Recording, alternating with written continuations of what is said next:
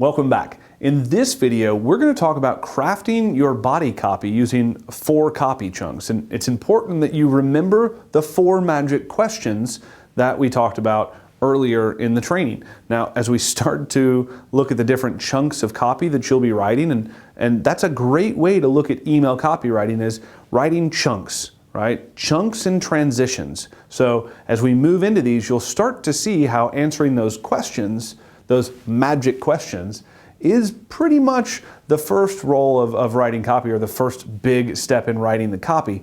It'll actually start to write itself. So let's take a closer look at the 4 different chunks that we're going to be talking about, the 4 different body copy chunks. So number 1 is blind or curiosity. Now, it's important for most emails to have some element of curiosity, right? Curiosity can really be a strong click driving mechanism.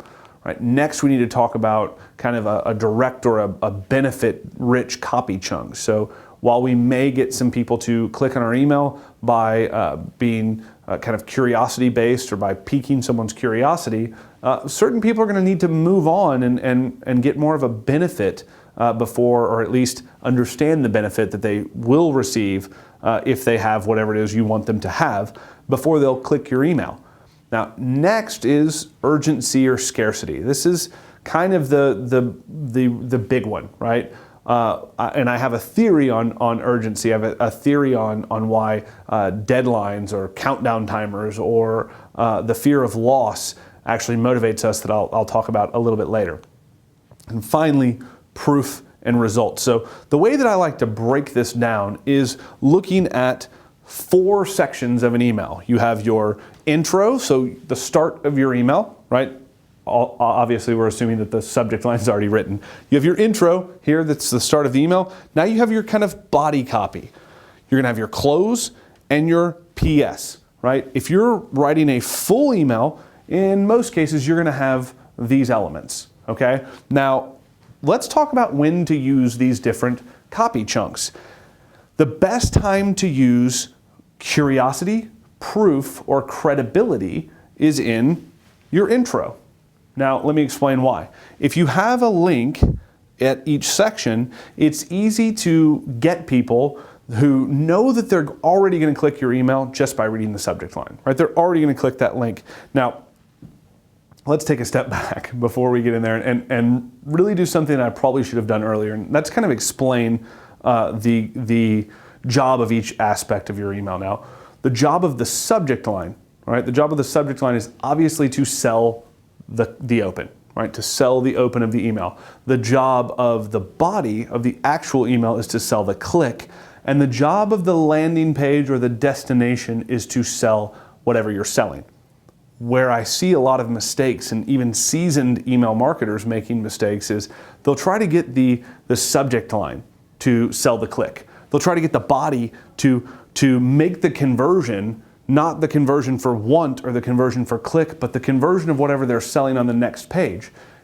You haven't earned that right yet, right? This isn't the appropriate place to do that. So keeping in mind, subject line sells the open, body sells the click, and then wherever you're directing people to makes the actual sale, the actual conversion, whatever a conversion means to you. So keeping that in mind, let's break down the different sections in here.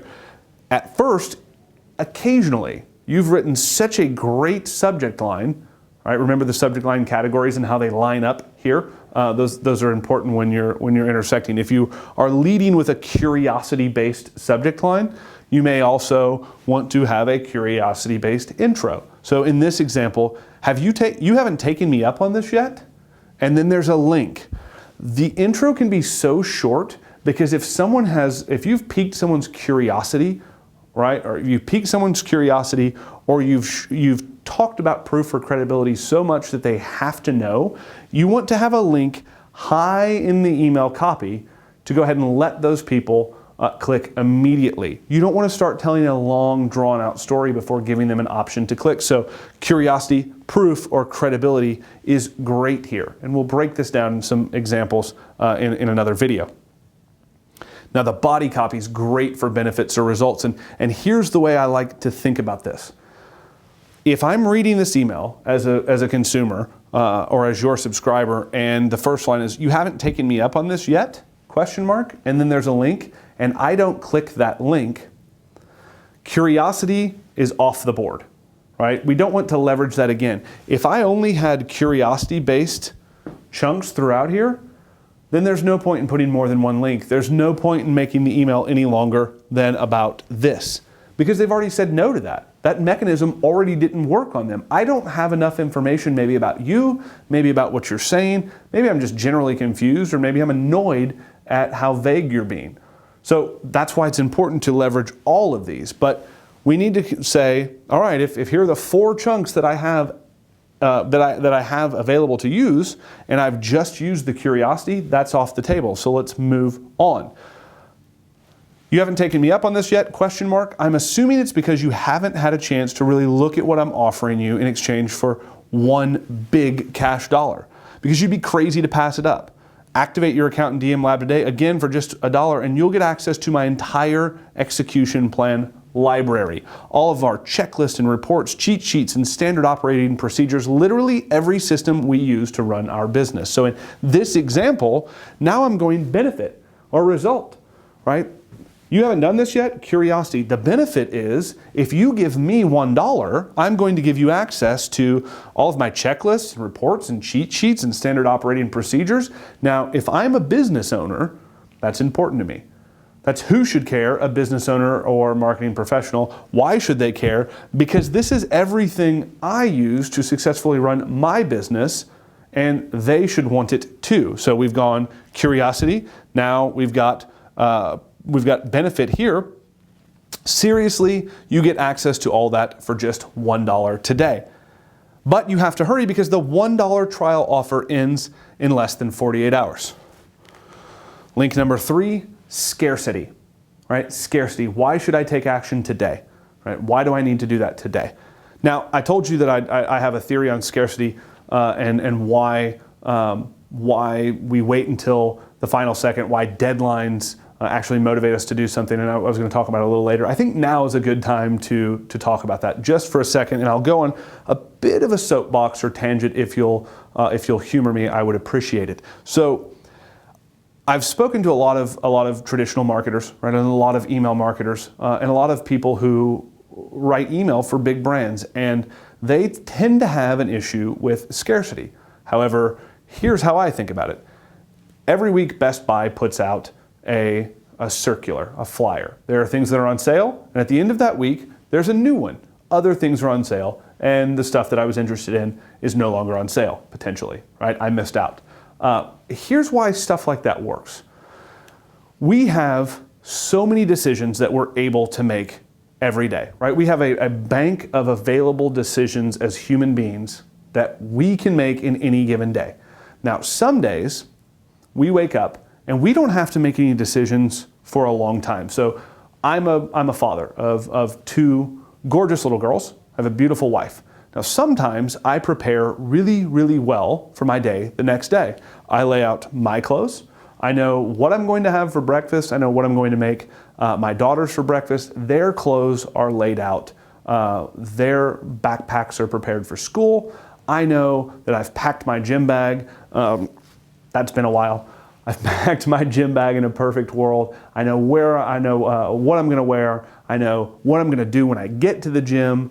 I've got all of this figured out. So I get up in the morning and I really have no decisions to make until I get into the office. So we may go several hours before I have to tap these available decisions, right?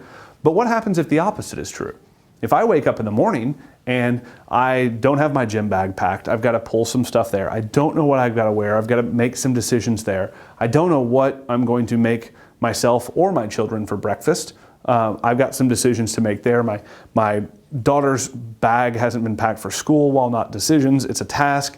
If her clothes haven't been picked out, then now that's something else we have to do together. If I drive to the gym and I walk in and I don't know what I have to do, now I've got to figure out what should I do now that I'm here. How many decisions did I just have to make? Right? I'm exhausted from decisions that had to be made. I couldn't not get dressed. I couldn't not send my daughter to school. I couldn't send her prepared. I couldn't send her without food. Those are decisions that we have to make. So here's where the point comes in.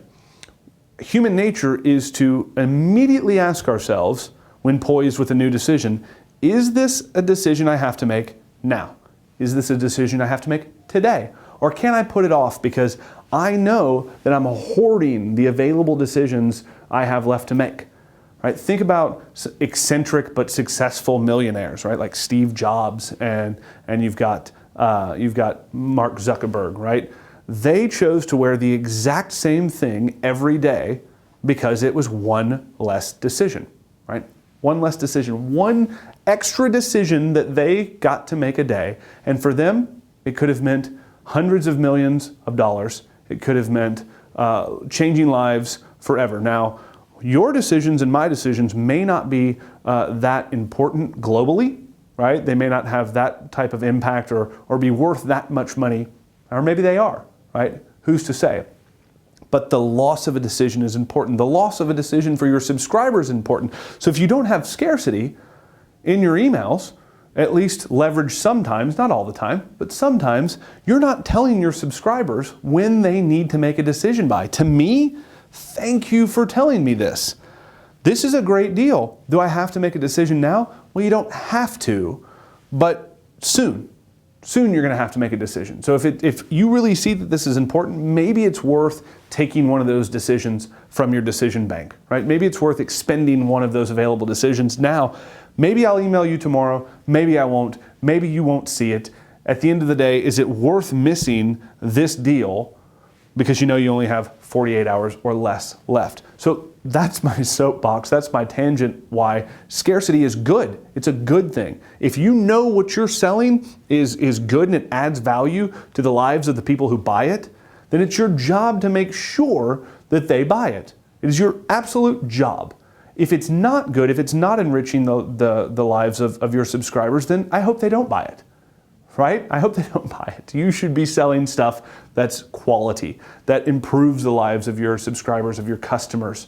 And if you are, then leveraging scarcity to tell them, hey, listen, sorry to bother you, but I know that you're busy. I just need to have a decision now. That's okay, because if not, they miss out. And if they miss out and it has a negative effect on their lives, or it keeps them from having a potential positive effect that you know you could have if they just took you up on this, it's a great time to use scarcity. So that's the third.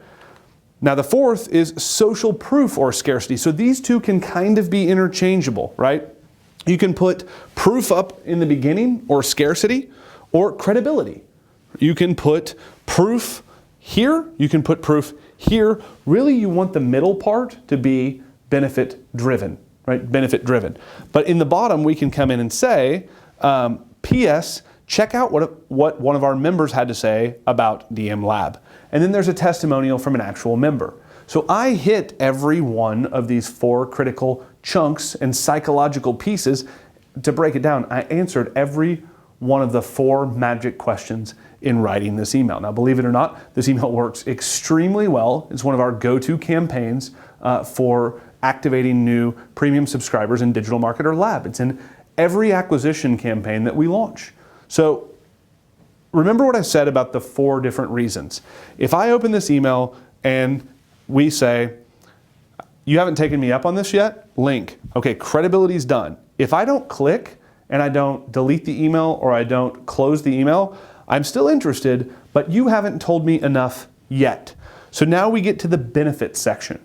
Now, if I'm still reading, and again, I haven't deleted or archived or closed the email, I haven't clicked, keep going, but tell me something different, right? We've got the benefit. Now we'll have some scarcity, right? That's the third bite of the apple, shall we say. 4 bites of the apple, right? That's the third one. Now, if scarcity's here, and I know that I have to make a decision pretty quickly, I haven't made my decision, but I'm still reading, now I have social proof. That's 4 different reasons that if I'm still reading, you're actually giving me more information and telling me why I should click. Doing it the other way is basically saying, hey, I think you should have this, click here. And if they don't click here, you're saying, how about now? Click here. How about now? Click here. How about now? Click here. You've not given them any other reason other than the initial reason to click your email, and it won't work. Leveraging this structure in writing your email copy and structuring the body copy of your email will ensure that no matter what people respond to, whether it's curiosity or proof, credibility, benefit, or scarcity, you're speaking to every person as long as they read long enough, okay? This is very important in crafting your email body copy, and I hope that you got some benefit from one or more of my tangents in this particular section. So, in the next video, we're going to talk about crafting a clear call to action. I'll see you back in just a minute.